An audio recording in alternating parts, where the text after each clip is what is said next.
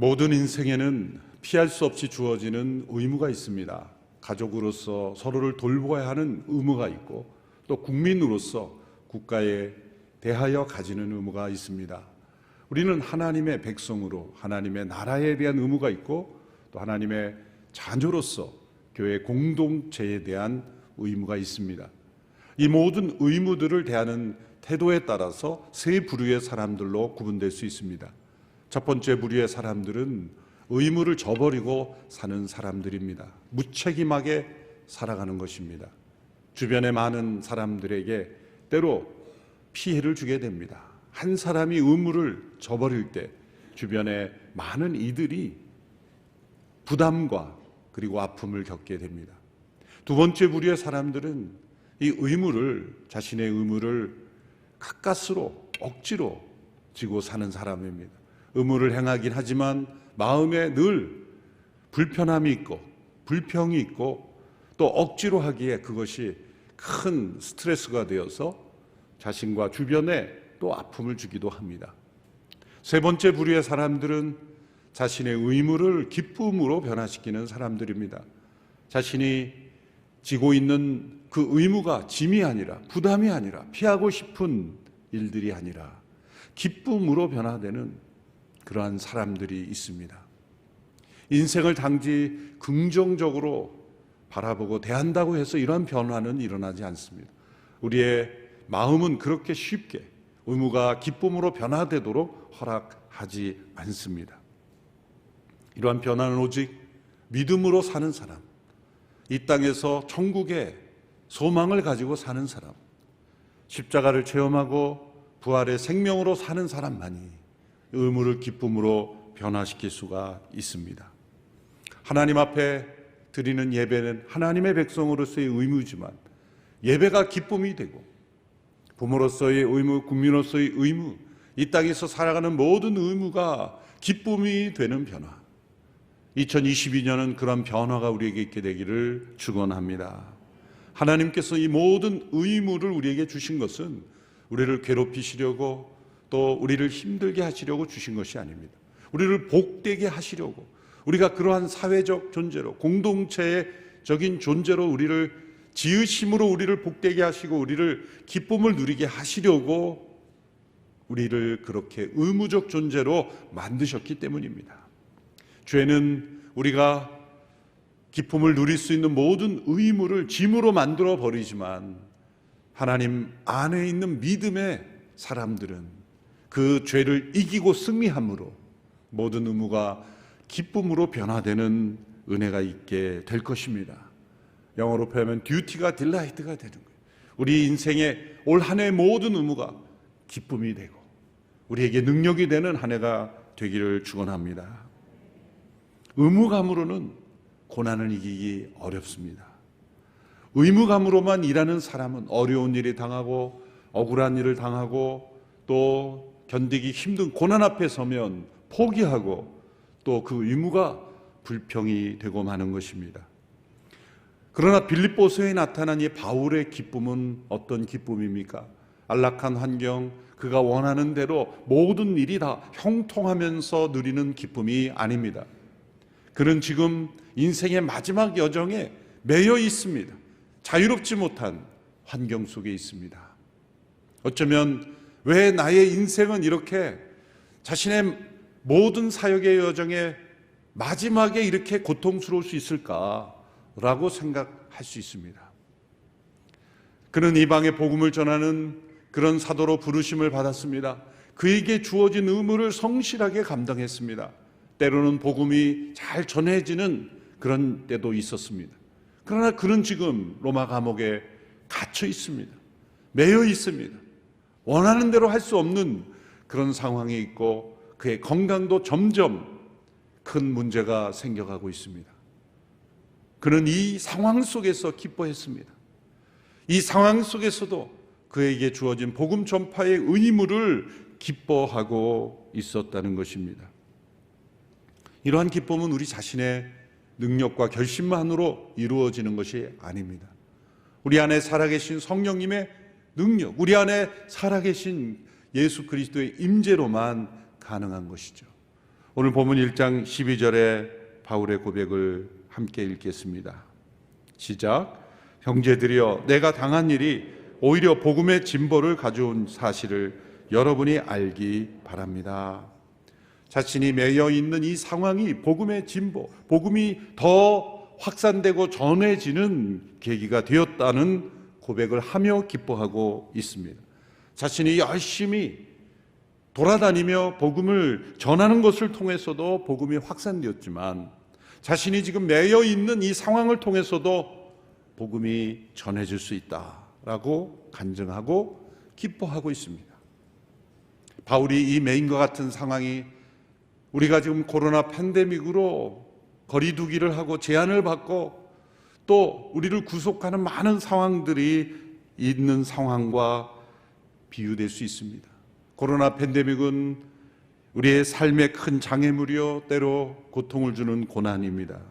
그러나 하나님께서 이 코로나 팬데믹을 통하여 선한 역사를 이루어가고 계시며 이루실 수 있는 하나님이실 것이다.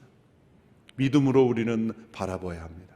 실제로 세계 역사를 보면 놀라운 영적 대부흥 이전에는 역사 속에 큰 재난이나 전염병이나 혹은 전쟁이나 큰 위기들이 있었어요.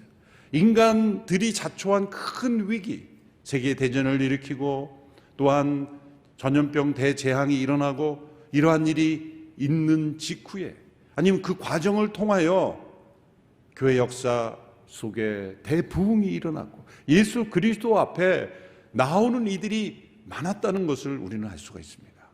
세계 대공황 이후에도 미국에 엄청난 대각성운동이 곳곳에서 일어났죠.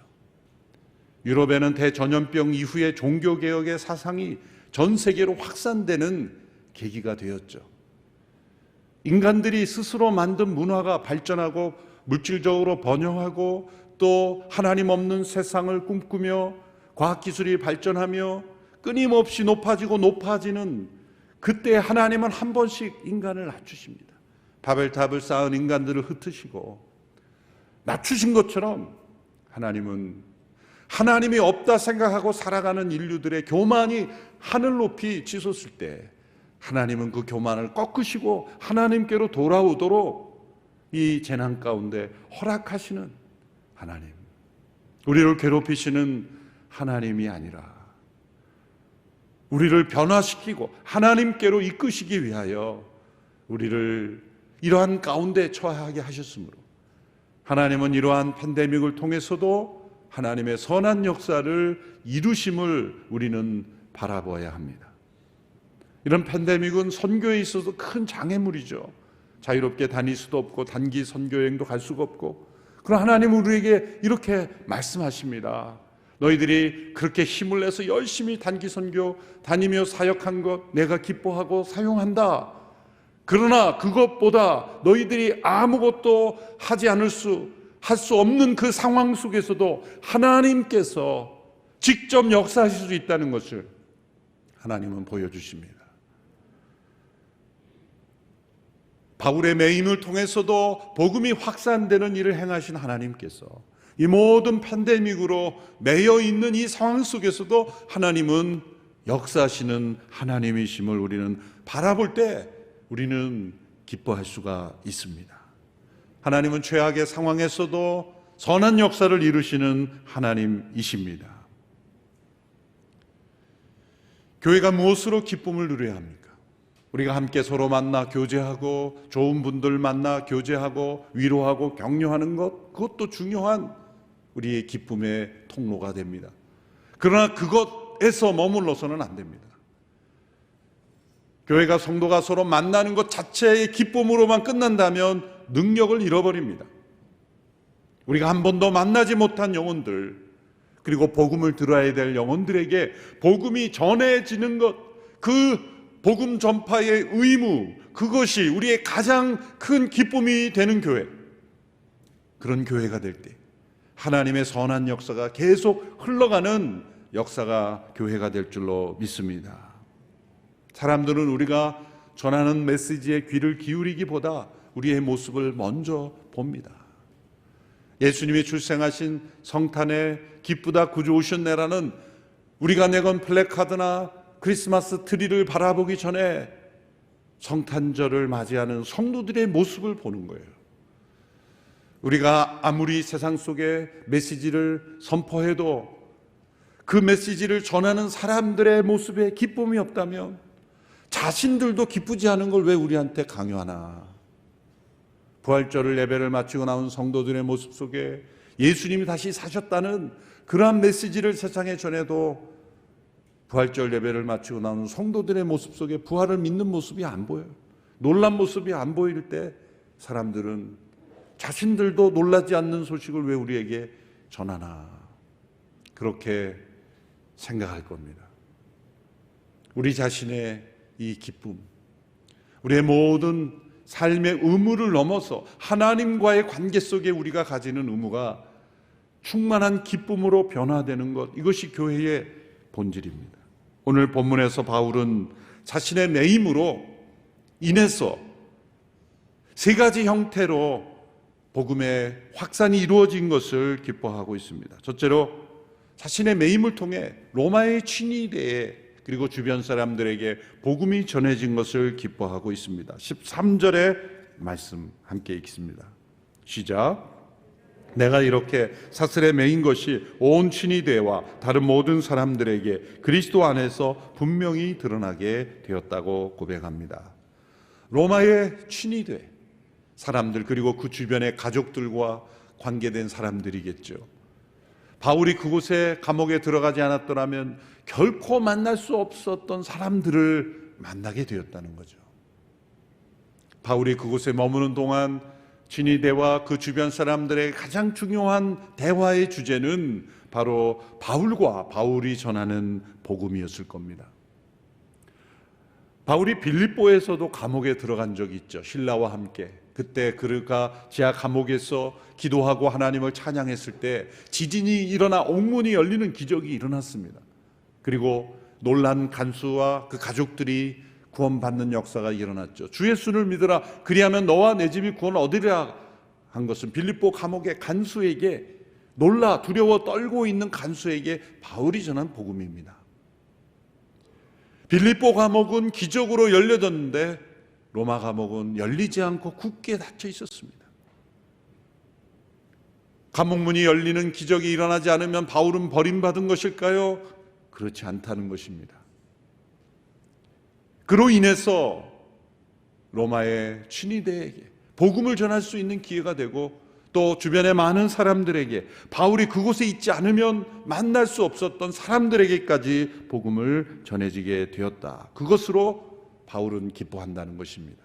두 번째, 바울은 자신의 매임을 통하여 많은 형제들이 도리어 담대하게 하나님의 말씀을 두려움 없이 전하게 된 것으로 기뻐합니다. 14절의 말씀입니다. 같이 읽습니다. 시작.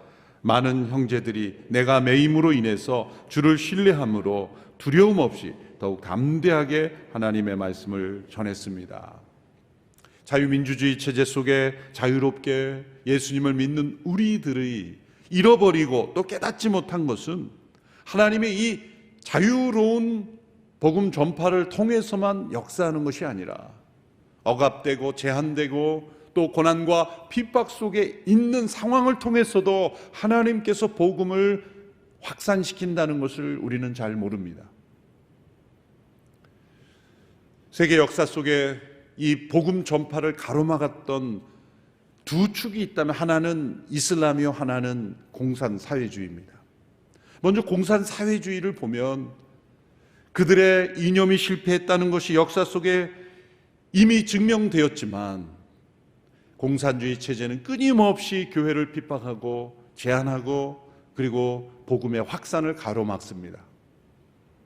그런데 그럴 때마다 사람들이 두려워서 믿음을 포기하는 것이 아니라 많은 형제들이 도리어 담대하게 두려움 없이 복음을 전하게 된 것입니다. 중국의 많은 지도자들이 투옥당하고 때로는 고문당해 죽기도 하고 소리 없이 사라지기도 하고, 교회 지도자들이 그렇게 때로는 몸이 불구가 되어 자신의 몸을 쓸 수 없는 그런 상태에 되는 모습도 제가 직접 만나보기도 했어요. 그러면 그 성도들이 두려워 이제 믿음을 버리게 되었을까요? 정반대로 담대하게 두려움 없이 하나님의 말씀을 신뢰하고 믿음 생활을 하게 되었다는 거죠. 그것은 이미 오래전에 허슨 테일러 중국 내지 선교회 선교사들이 다 철수되고 중국 내 해외 선교사들이 다 추방되었던 때가 있죠. 그러면 중국 교회는 다 이제 문을 닫고 복음 전파는 끝난 것일까? 그 당시에는 그렇게 생각했는데 오랜 시간이 지난 이후에 중국에는 전 세계에서 가장 기독교인이 많은 나라가 되었어요. 숫자적으로 말하자면 가장 많은 그리스도인이 있는 나라가 중국입니다. 동시에 가장 큰 핍박이 있는 나라죠. 최근 들은 더 이 핍박이 심해졌죠. 교회가 예배를 드릴 수 없도록 이제는 공식적인 교회마저 다 중국 정부의 완전한 그런 어떤 가이드에 순종하지 않으면 교회는 문을 닫아야 돼요. 심지어 성경도 중국 공산당의 지도하에 성경도 다시 쓰고 있다는 거죠. 이런 상황 속에서 교회는 존재할 수 있을까? 중국의 지도자들, 지하교회 지도자들을 만나보면 이제는 예전에는 가정교회라고 했는데 이제 미형교회, 형태가 없는 교회다 그런 미형교회로서 존재하고 더 확산되고 있다는 거예요. 한국에 와서 우리 중국어 예배에서 훈련받고 다시 파송된 몇 명의 젊은 목회자들이 목회를 하는 소식을 들어보면 놀라운 소식들이 일어나고 있습니다. 더욱 담대하게 복음을 전하고 있습니다. 오히려 자유로운 환경 속에 있는 교회들이 능력을 잃어버린 이슬람의 환경 속에 있는 교회들도 마찬가지입니다. 때로는 테러를 당하고 폭격을 당하고 또 폭력을 행하는 그 환경 속에 있는 교회들이 그 고난과 핍박 속에 더욱 담대하게 믿음의 생활을 하고 말씀을 전하는 일들, 이러한 일들이 오늘 이 시대의 역사 속에서도 일어나고 있어요. 바울이 매임으로 인해서 그 형제들이 두려워 떠는 것이 아니라 더욱 담대하게 하나님의 말씀을 전하는 일이 일어났다. 예전에는 바울 혼자만 복음을 전했다면 이제는 수많은 바울들이 생겨났다는 거죠. 이것은 바울이 생각할 수 없는 하나님의 역사이다. 그래서 그는 기뻐할 수 있었습니다. 쿠바의 카스트로 독재 정권이 교회를 짓밟으려고 많은 노력을 했지만 1994년 통계를 보면 감리교가 6,000명 미만에서 5만 명 이상으로 오히려 증가했습니다. 1930, 40년대 나치 정권이 독일에서 일어나고 있을 때 그에 맞섰던 수많은 그리스도인들, 대표적으로 보네포 같은 분이죠. 처형되고 사라지는 것 같았지만 수많은 믿음의 사람들이 더 담대하게 믿음으로 일어났죠. 북한에서도 대외 홍보용 교회 외에는 다 사라진 것 같지만 구루터기 성도들이 분명히 존재할 것입니다. 보이는 교회의 예배당의 문은 닫을 수 있어도 복음의 문과 신앙의 문은 결코 닫을 수 없습니다. 바울의 매임으로 더 담대하게 복음이 전해졌던 것처럼 우리가 처한 모든 환경 속에서, 우리 선교사님들이 처한 환경 속에서 우리가 가고 있는 문이 닫힐지라도 하나님은 또 다른 문을 여시고 새로운 문을 여시고 더 복음의 확산을 위해서 역사하시는 하나님이심을 우리는 믿어야 합니다. 그래서 바울은 그것을 경험하고 기뻐하고 있는 것입니다. 세 번째는 가장 예상하지 못한 결과입니다. 그것은 바울에 대하여 경쟁심을 가지고 있던 이들이 경쟁심으로 복음을 전하는 모습을 보고 바울은 전해지는 것이 그리스도니 나는 기뻐하고 기뻐한다 고백했습니다. 15절에서 18절의 말씀입니다. 같이 읽습니다. 시작. 어떤 이들은 시기와 다툼으로 또 어떤 이들은 좋은 뜻으로 그리스도를 전파합니다. 좋은 뜻으로 전하는 사람들은 내가 복음을 변하기 위해 세움받은 줄을 알고 사랑으로 전파하지만 시기와 다툼으로 전하는 사람들은 내가 갇힌 것에 괴로움을 더하게 하려고 순수하지 못하게 다툼으로 그리스도를 전파합니다. 그렇지만 어떻습니까? 가식으로 하든 진실로 하든 전파되는 것은 그리스도니 나는 이것으로 인해 기뻐하고 또 기뻐할 것입니다. 어떤 이들은 선한 뜻으로 복음을 전하지만 어떤 사람은 순수하지 못한 동기로 시기와 경쟁심으로 복음을 전하는 사람들이 있다는 겁니다. 바울 당시에도 그런 사람들이 있기에 오늘 이 시대에도 분명히 존재하죠. 목회자들의 마음에도 성도들의 마음에도 어쩌면 이웃 교회들에 대한 경쟁심, 시기심, 질투가 분명히 있을 거예요. 순수하지 못한 우리의 마음이 분명히 있습니다. 부천 온누리교회가 처음 시작이 될 때 제가 한 침례교회가 어려움 겪어서 제가 파견이 돼서 부천 온누리교회로 전환되는 일을 제가 맡았었죠. 부천 온누리교회 시작하고 제가 주변에 교회 목사님들을 다 찾아뵀습니다. 일일이 그 주변에 있는 교회들을 찾아뵙고 인사드리고 그 사정을 말씀드리고 이제 여기에 그렇게 해서 부천 온누리교회가 시작이 됩니다. 인사드리고 나오는데 한 목사님이 그렇게 말씀하시죠. 한 중형교회 목사님이 처음에 그 교회가 부천 온누리교회로 변화된다는 말을 듣고 마음이 불편했다는 거예요. 그리고 성도들이 혹 그 교회로 옮기면 어떻게 될까 불안했다는 거예요. 그래서 사실 더 열심히 설교 준비하고 더 열심히 신방하고 더 열심히 목회하게 됐다. 결론적으로 보니 모두에게 유익했다. 어떻게 보면 그 마음에 동기는 순수하지 못한 동기가 있을 수 있어요. 그렇지만 하나님께서 우리의 연약함을 하시기에 모든 것을 통해서 하나님은 선한 역사를 이루실 수 있어요. 우리는 늘 자신의 동기에 대해서는 관대해요.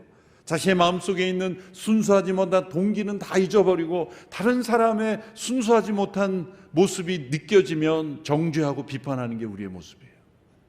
바울은 역으로 바울이 보기엔 분명 이제 바울이 갇혔으니 이제 주도권은 우리에게 있다. 우리가 이제 주도할 수 있는 시대가 왔다고 생각하고 열심히 복음을 전하는 거예요. 나타나는 거는 복음을 전하는 거예요. 그러나 바울이 볼 때는 저 사람 순수하지 못한 동기가 있어 라고 느껴지고 그것이 사실일 수 있어요. 그렇지만 바울은 그들을 정죄하기보다 기뻐하리라. 기뻐하리라. 전해지는 것은 그리스도니 기뻐하리라. 우리 모두는 아주 선한 일을 하면서도 순수하지 못한 동기로 일할 수 있다는 것을 하나님은 아십니다. 그 모든 동기까지 우리가 다 판단하면서 우리가 사역하려고 할 때 얼마나 우리가 피곤해지고 우리가 능력을 잃어버릴 수 있습니까? 동기까지 판단하며 정죄하는 모습을 내려놓고 전해지는 것이 그리스도니 내가 기뻐하고 기뻐하리라. 바울의 이 태도를 우리가 배워야 할 것입니다.